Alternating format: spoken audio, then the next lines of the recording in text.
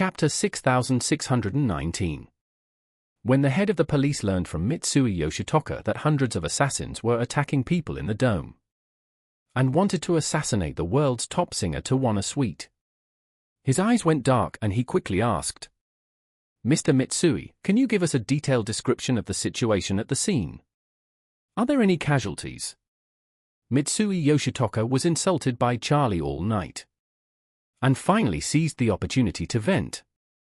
He yelled into the phone, "Bagar! Hundreds of people have died. And you still ask me if there are any casualties? I tell you, if you don't come quickly, you can wait to collect the bodies of Miss Sweet and me."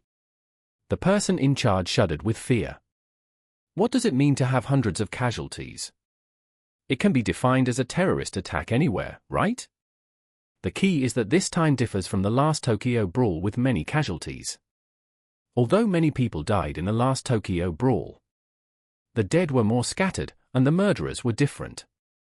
The Matsumoto family killed the Su family's bodyguards and the Tokahoshi family. The Tokahoshi family killed many of Ito Takehiko's men and almost killed Ito Takehiko. As for Ito Takehiko, he survived and killed the Tokahoshi family. The Matsumoto family was wiped out, and the murderer was the killer brought by the Su family from China. These killers were caught by the police when they were preparing to escape at the airport. The only embarrassing thing was that Su Ruoli escaped in the end. The police later treated this kind of death and injury as an independent case, so it did not cause much sensation among the people. However, according to what Mitsui Yoshitoka said this time, at least hundreds of people were killed and injured, and he was afraid that he would not be able to keep his official hat. If Tawana died in Tokyo, he might have to commit seppuku or hang himself. In a hurry, he immediately said, "Mr. Mitsui, please hold on a little longer. We will mobilize all police forces to go to the dome for support." Then, dozens of police helicopters from all over Tokyo took off quickly and rushed to the dome. At this time, the dome had become a complete mess. The Yamaguchi-gumi and the Inagawakai had both suffered casualties in the gunfight, so both sides used the dead brothers to build a simple defensive fortification. For a while, no one could do anything to the other side, so they could only shoot cold guns from time to time. The Inagawakai also realized that they had a lot of disadvantages because of the light, so they simply went all out, and several gunmen raised their guns and smashed all the lights. As a result, both sides were in darkness at the same time. The Yamaguchi-gumi lost the advantage of shooting cold guns, and there was no hope of breaking through for a while, so they could only hide behind the corpses and curse the Inagawakai for not being martial. They obviously really wanted to evacuate, and they didn't get the hidden flower.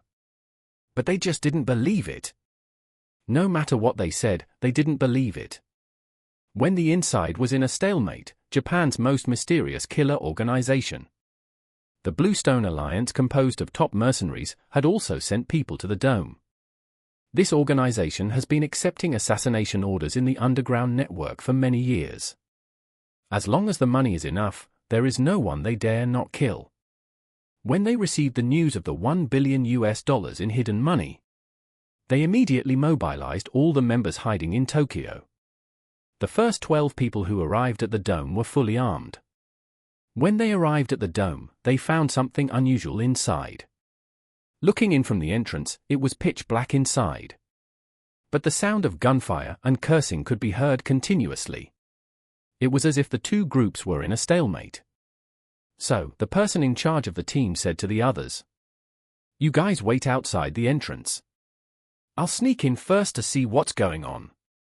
One of them hurriedly said, "Captain, the situation inside is complicated, and there are gunshots. It might be dangerous for you to go in alone. Why don't we go in together?" "No need," the captain said calmly. "Since there is a stalemate inside, it must be the people on the outside who are confronting the people inside. These people on the outside have all their energy inside, and it's pitch black inside.